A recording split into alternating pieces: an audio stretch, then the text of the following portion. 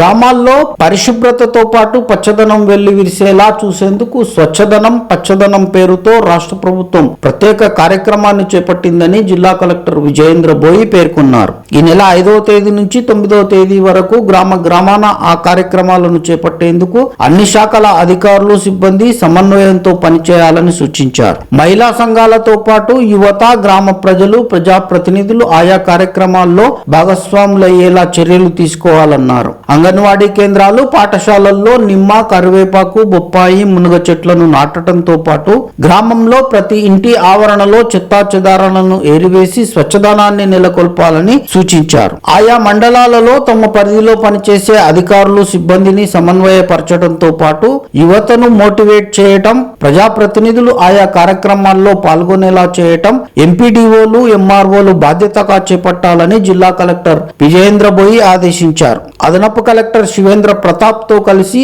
ఎంపీడీఓలు తహసీల్దార్లతో నిర్వహించిన video conference లో మాట్లాడారు. సిబ్బందిని సమన్వయపరిచి పండుగ వాతావరణంలో ఈ స్వచ్ఛదనం పచ్చదనం కార్యక్రమాలను నిర్వహించాలని ఆమె సూచించారు.